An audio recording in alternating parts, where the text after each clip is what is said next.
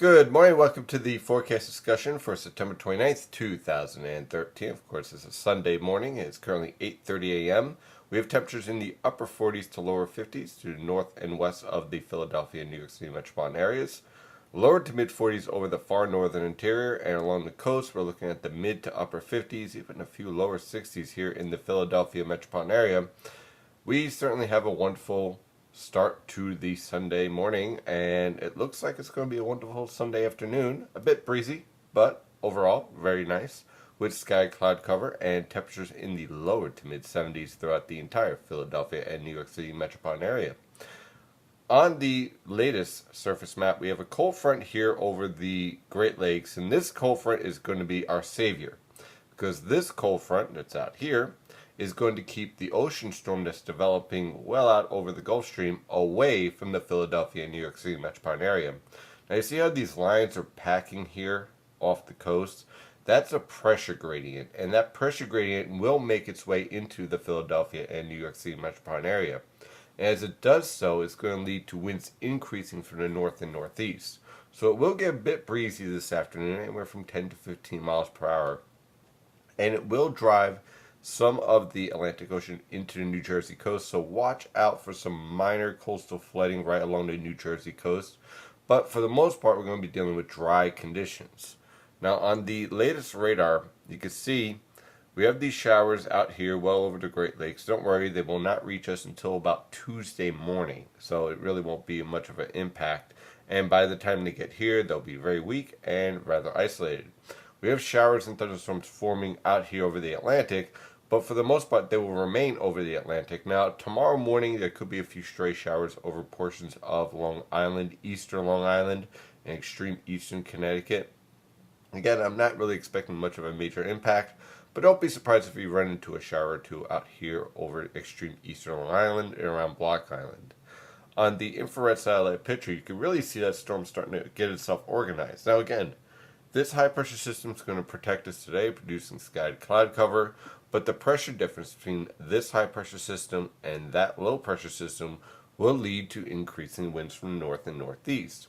As this storm starts to blossom, this cold front and this upper level disturbance, which we could see a lot better on the water vapor satellite picture right here, is going to basically kick this low pressure system out here into the Atlantic, and will have no significant impacts whatsoever on the Philadelphia and New York City metropolitan area. That's great news, because there was potential for this storm to really intensify, merge with this trough, and produce a rather impressive storm. But because of this strong upper level low over the Pacific Northwest, and you see how this jet is just kind of driving into the west coast, well, that basically forces this whole pattern to the east. So while these two will eventually merge and phase, it'll happen well out into the Atlantic and will have no significant impacts on us, aside from, again, some minor coastal flooding and some breezy conditions this afternoon through tomorrow. On the latest model guidance from the Penn State EWOL website, this is the European model guidance again for this evening. Here's our storm out here in the Atlantic. Here's our trough. High pressures hanging on. Scattered cloud cover could be expected. As you can see, we have plenty of dry conditions out here in the northern Atlantic here, up and down the east coast. So again, scattered cloud cover, temperatures in the lower to mid 70s for highs. For tomorrow, that storm lifts up into the Canadian Maritimes. That cold front starts to approach, but you can see it's pretty much washing out here. And by the time it reaches us by Tuesday morning, it really doesn't have much of an impact on us, aside from a few isolated showers here and there.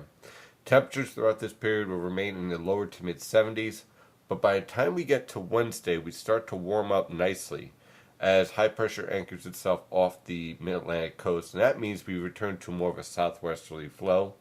Sky cloud cover can be expected. Temperatures rebounding though into the mid to upper 70s.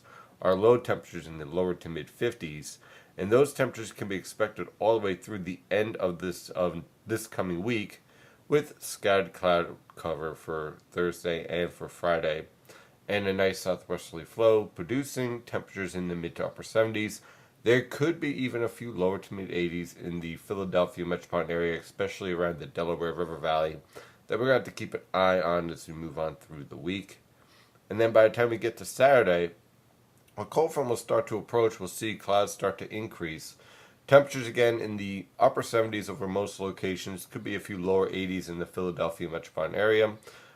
By the time we get to Sunday, this cold front will start to move through the region with scattered showers and thunderstorms. It could be rather interesting Sunday afternoon throughout the Philadelphia and New York City metropolitan area with the passing of this cold front. And I just want to go back to the 7 to 10 day period. Now remember I said yesterday how these models are starting to jump all over the place, but now they're starting to converge on one solution. And that solution is putting a trough around the Aleutian Islands. Why is that important? When you get a trough around the Aleutian Islands, that usually teleconnects or forecasts towards a trough over the eastern United States. We see that in yesterday's 12Z guidance, or basically yesterday morning's guidance.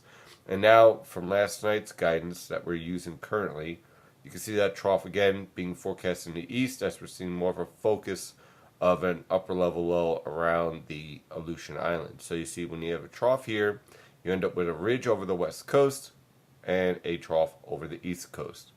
So it looks like we're moving towards at least a cooler weather pattern as we work our way through this entire weather pattern moving forward. So this week is all about changing that weather pattern, and the 500 millibar heights start to adjust to the new weather pattern that's starting to evolve. Of course, when you get a jet streak like this, like you see this right here, that usually is not good news if you're looking for less snow or, let's say, a lot of cold weather for the upcoming winter. You kind of want to get rid of this, and what you want to see is a enhanced, amplified pattern. You want to see a ridge here, a big trough here, another ridge here, because when you get this type of jet streak coming across the Pacific, that usually leads to a very progressive weather pattern over the next several weeks. So, something to keep an eye on. That is your forecast discussion for today. Of course, I'm your meteorologist, Stephen D. Martino. Follow the latest weather information at nynjpaweather.com and nynjpaweather on Twitter and Facebook. Have a great day. Stay safe out there.